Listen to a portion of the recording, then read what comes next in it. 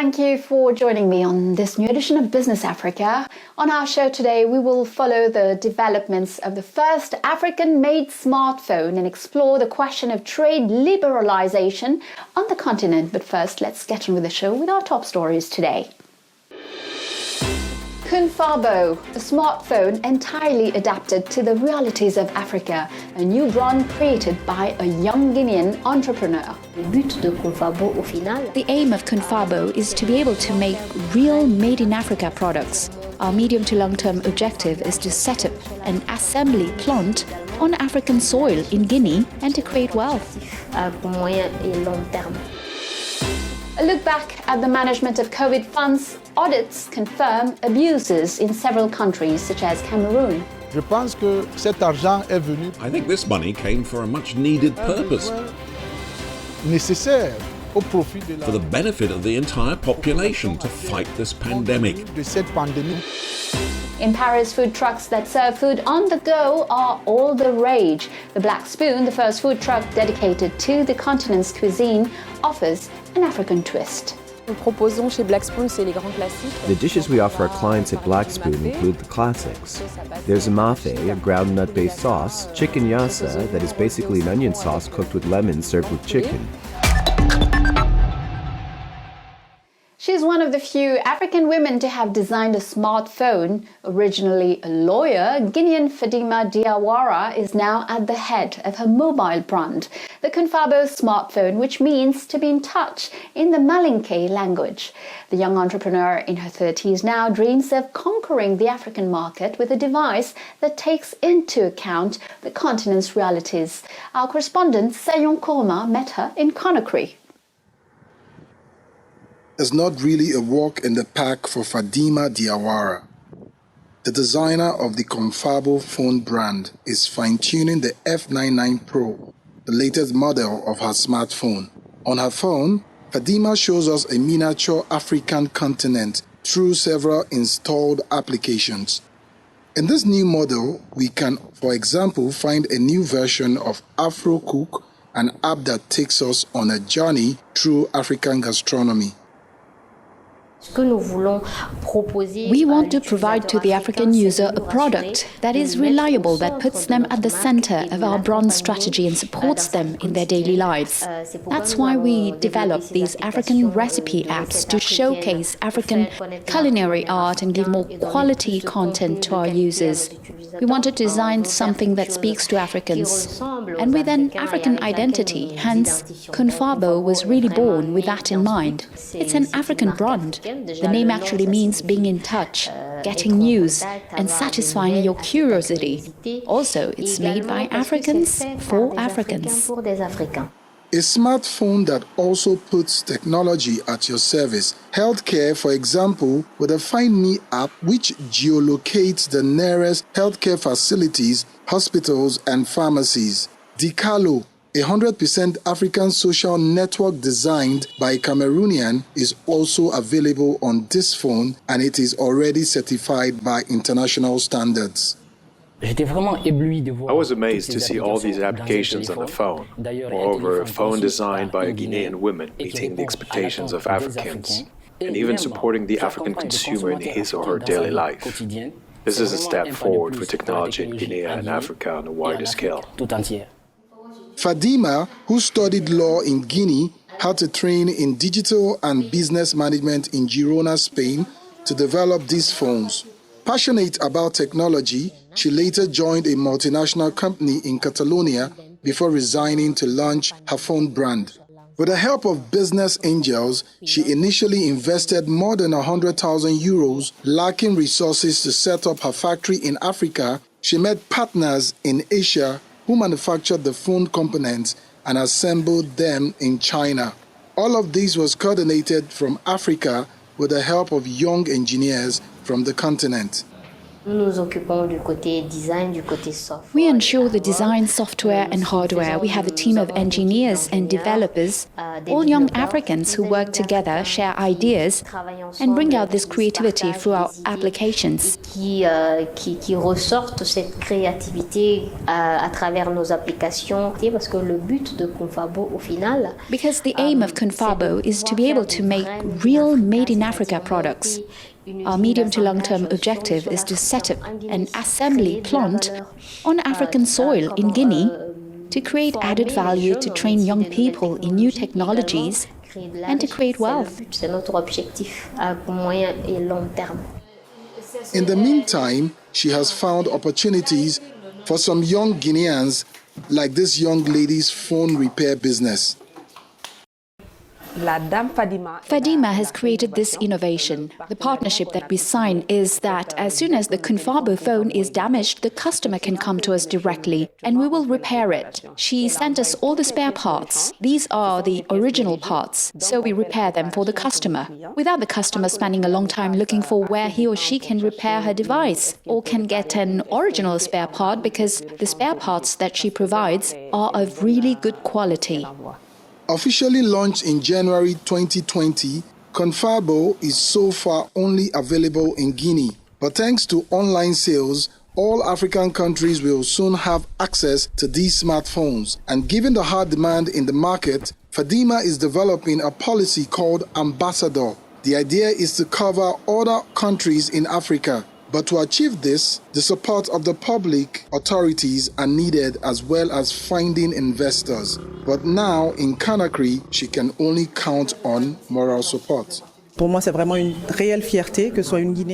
it's a real pride that a Guinean evolves today in the new mobile technology sector. But in addition to that, in the mobile sector, we sell Guinean expertise as well as made-in-Africa products. It is important that we sell and promote our image, and that we can also promote our talents, entrepreneurs like Fadima. For me, she's a success story. She has just started, and I think she will go very far. Personally, it's a real pride. The ambition of the Guinean entrepreneur has attracted the interest of major partners such as the insurance company Lanala, which provides insurance for her phones, and the Société Générale, which offers interest-free loans repayable over 6 months for any purchase of this phone brand. With more than 47,000 phones sold since 2020, Fadima wants to increase its production in 2023. The target is 50,000 to 100,000 phones per year, and the Guinean entrepreneur is now planning to raise funds from financial partners to make her dream a reality. It is not entirely a surprise in these uncertain times for the future of cryptocurrency startups. The platform Paxful has just announced its closure. The startup was struggling due to internal conflicts and the departure of key staff members. It is now encouraging its more than 11 million customers, many of them in Africa, to transfer their accounts. Paxful did most of its business on the continent, particularly in Nigeria, Kenya and Ghana.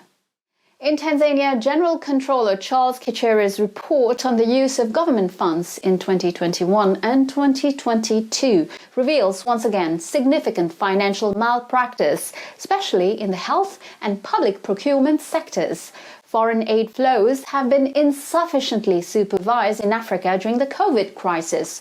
From South Africa to the Democratic Republic of Congo via Kenya and Uganda, several scandals have been uncovered. And especially in matters of health, the African population is becoming much less tolerant of suspicions of malpractice. 2 years ago, our journalist Abubakar Munchili had already noted this reaction in Cameroon. The country was then facing a real COVID gate. And last month, a report by the Chamber of Accounts of the Supreme Court on the year 2020 confirmed that only 4 administrations out of more than 20 ministerial departments could rightfully justify the use of the 76 billion CFA francs envelope received. Let's listen to what Cameroonian nationals were saying at the time of the scandal. The financial scandal around the mismanagement of COVID-19 funds in Cameroon, dubbed COVIDgate, has fascinated various media. The case has ignited social networks as well as local press, while agitating public opinion and even dividing populations who, for some, demand sanctions for the culprits. There's no smoke without fire, Mr. Reporter, and sorry to interrupt you. They may as well blame me or you. I think this money came for a much-needed purpose, for the benefit of the entire population to fight this pandemic. You cannot gamble with money meant to save lives. At this point, what should be done? They must return what they took. If these guys are guilty, they have to pay. It all started when some members of the government and managers of public funds had to show up before the Special Criminal Court for a hearing. And it happened right after the publication of the summary of a report from the Chamber of Accounts of Cameroon in various social medias. The report highlights inconsistencies on the proper use of 180 billion CFA francs in more than 20 ministerial departments. The public institution in charge of accounts in Cameroon was seized by the high authorities of the country following a request for clarification by the IMF, the International Monetary Fund, addressed to Cameroon as well as other countries on the management of funds allocated to the fight against the coronavirus pandemic. When the pandemic appeared, it was a real emergency. The urgency to buy the masks, the tests, to buy this and that, and many managers forgot that it was public money. Others thought that since we were in this emergency and overwhelmed by the virus, things were going so fast that no one was going to realize how that money was spent. But they're counting the cost now, since they understand that despite the fear of COVID-19, there are some who have nevertheless remained lucid. When the IMF gives you money, I think they should have known from experience they would have to account for it at some point. It's not just in Cameroon alone where there seem to be problems with these funds. From Nairobi in Kenya to Lagos in neighboring Nigeria via Uganda, South Africa and the DRC, for example, overbilling and fraud, fictitious contracts or contracts concluded without respecting standard rules, embezzlement, purchase of defective hospital equipment, the list is long. The same scandal shook many newspapers and has given rise to investigations in these countries too. Unfortunately, bad habits die hard. Corruption plagues Africa so much that people are able to come and steal a coffin in a cemetery. They are able to rob people in a hospital and steal from their pockets, and unfortunately, it's in this situation that we find ourselves. People have allowed themselves to gamble with money that was supposed to save lives. I don't think there's a worse example of cynicism. Naturally, we should be sorry, since Africa keeps regressing due to this bad behavior. Well managed, these funds in a country like Cameroon could have helped enormously and perhaps be a game changer and support many people. There was talk of producing chloroquine. We realize it's a business that has emerged. It's manufactured elsewhere and packaged here in Cameroon. The money was poorly managed because when we speak about coronavirus, the family is concerned, especially when you have an affected member, a patient. This money is meant to assist them. This is what it is for. Corona n'a pas que des inconvénients. Si cet argent avait été bien géré, Coronavirus doesn't just have drawbacks. If this money had been well managed, for example, by setting up specialized care centers with specific equipment and not just beds, parce qu'il fallait non seulement des lits, cela allait augmenter le nombre de lits dans nos hôpitaux. it would obviously increase the number of beds in our hospital, but also the need for oxygen tanks and kits, which would have allowed many of our hospitals to be equipped with these and also benefit from them at the end of the pandemic, right?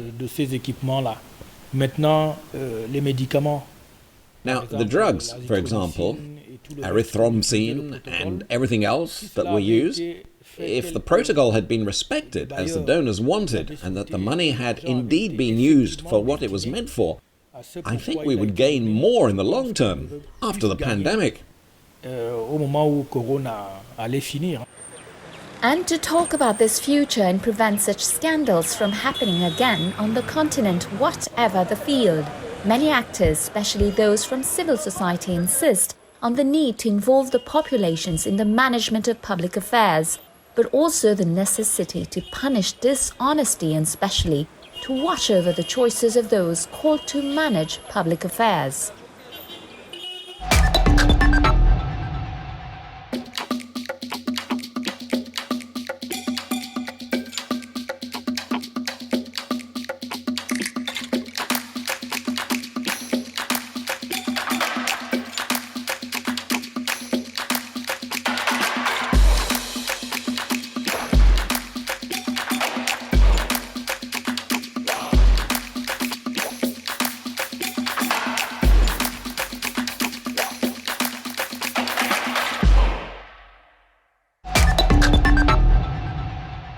Welcome to the second part of our show.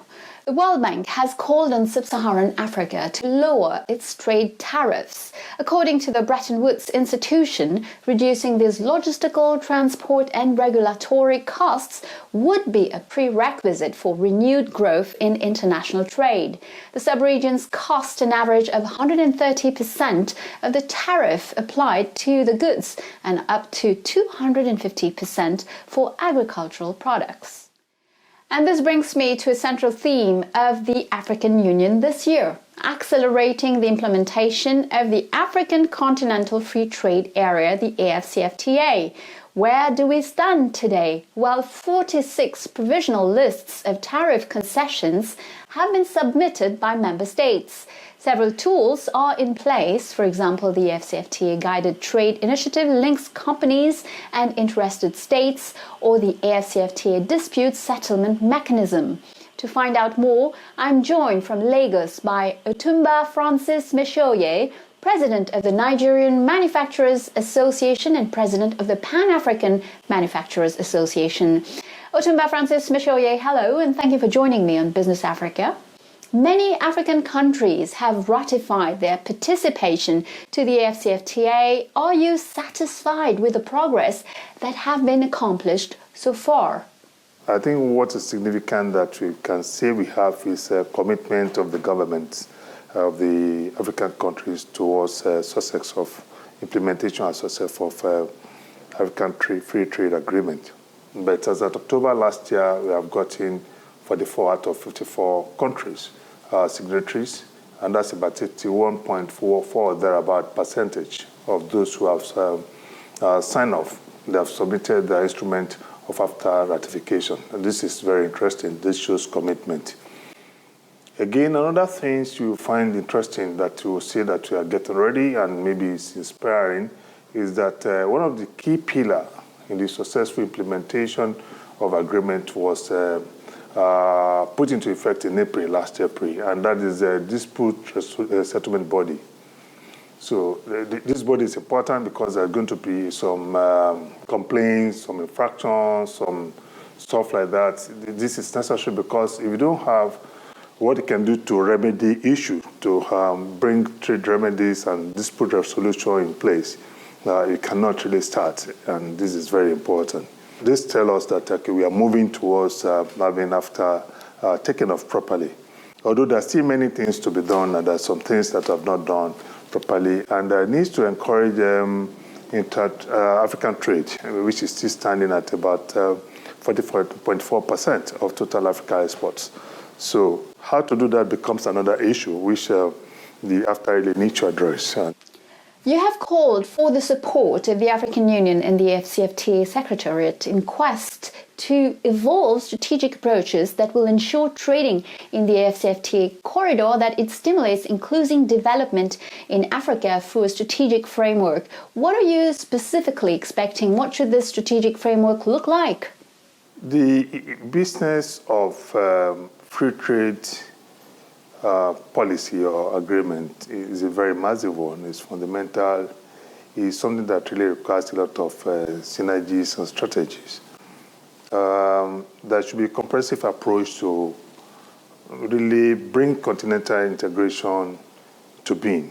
And we have to put in work to enhance trade facilitation, and to bring investment into the African continent. If you're doing this, you want to look at the dynamics of this trade, what will make it possible. These are the things I'm talking about. You want to look at the infrastructural and the macroeconomic challenges that are quite there now that inhibit free movement of goods within the continent.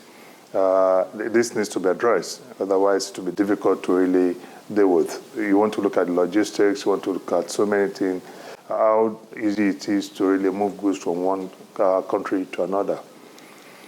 You need to build strong institutional policy and regulatory frameworks that will deal with issues, to create an enable environment that will support business activities.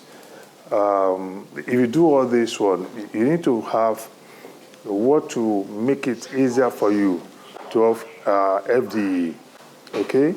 Things that will enhance inflow of foreign direct investment into the continent. This is very important. All these things requires a framework that you need to put everything in place. You cross the T, you dot the I. So this will be necessary to ensure that you have successful implementation. Without this, it will be perfect. You won't have a very good intra-African trade transactions. Otunba Francis Michourier, thank you for sharing your vision with us today. The CMAC competition authorities have made official the takeover of Guinness Cameroon by the French group Castel. The agreement provides for the construction of 3 new production lines in the Yaoundé, Garoua and Bafoussam factories, which will be dedicated to dark beer. The jobs of the 400 employees of Guinea Cameroon will be preserved. On the other hand, Castel has decided to divest its milling activities on the continent. The mills in Cameroon, Togo and Gabon in particular would be affected. Let's make way for good African cuisine for our last report. Black Spoon is the name of the food truck set up by Senegalese Faty Niang in the center of the Parisian business district of La Défense. This young woman brings African gastronomy to her customers in her food truck. On the menu, yassa chicken mafé, thieboudian, aloko brochettes, tuna pastels, grilled meats, and donuts. In other words, delights that will take you through West Africa without having to travel. This is a report by Guillaume Durand. Tenez monsieur, un peu de piment? Non, ça va? Vous n'êtes pas piment? Bizarre. Donc pour vous, il y a ça aussi. Mafé avec la boisson? Faty Niang has a mission to bring African gastronomy to as wide a public as possible. Her concept is original, yet fashionable. At the end of 2013, Faty Niang, a young 34-year-old woman from Senegal, decided to launch Black Spoon, first African food truck in the Parisian business district. Moi, je faisais une formation. I was on a training course for business management and creation. That's when I found out about food trucks, and right away I wanted to adapt the idea and make an African version. In the suburbs, you get all kinds of food: Lebanese, Thai, Chinese, European, but not African. I thought that was a shame. From Tuesday to Saturday, Faty Niang and her team take Black Spoon all over town to places where lovers of African food and gourmets keen to discover new dishes can tuck into the continent's culinary delights. The dishes we offer our clients at Black Spoon include the classics. There's a mafé, a ground nut-based sauce, chicken yassa, that is basically an onion sauce cooked with lemons served with chicken. Then there's thieboudian, the national dish of Senegal, which is rice with fish and vegetables. The ingredients she uses, mainly exotic drinks and gourmet food, are mostly organically grown. The meat is halal, and the fish comes from the markets in the Parisian Château Rouge district. In the financial district of La Défense, where midday meals are often eaten on the go, Black Spoon is a compromise between fast food and quality cuisine. Since its launch in December 2013, the food truck has been a runaway success, and every day Faty and her team make new culinary conquests. I thought the food was great. The different tastes were really good. The mafé is very filling, and it's a really warm, spicy dish. It tickled my taste buds. Her chicken is very subtle. It's great that a fast food caterer has finally provided such refined gastronomic delights. gastronomique. The Black Spoon aficionados come back for more week after week. I'd heard about this type of cuisine, mainly from friends that told me about it and that were going to prepare it for me. In the end, it never happened, but now I've had the chance to try it all. It's very practical. The truck was right next to my work. I tried it and liked it a lot. It's authentic cuisine, a little spicy. It was nice. It's as good as what I make at home, at least as good. No problems on that point. It tastes great, and that's why I keep coming back. 2 years went by between the genesis of the Black Spoon concept and its arrival on the streets of Paris. This food truck is the fruit of a whole enterprise creation program, with support from the French Employment Agency, a local enterprise creation program, and a bank loan. Fatty Niang was granted $110,000 to launch her business, and success is clearly on the menu for Black Spoon. We'd also like to have permanent premises and have a restaurant in Paris or in the Porte de Paris. And why not do deliveries as well? We're working on that too. On average, a meal at Black Spoon will cost you between $10 and $16. That's a small price to pay to discover the subtle blend of gastronomy and street catering. A taste of sunshine. And that's it for today. Business Africa is over. I'll see you next week, same time, same channel, for Initiative Africa. We'll host the photographer Samuel Jacqua, a great lover of jazz in Africa and abroad. In the meantime, you can watch this show on our website, africaonair.com, and follow us on our social media. Feel free to share, like, and comment using the hashtag BusinessAfrica. Have a great week, and until next time, goodbye.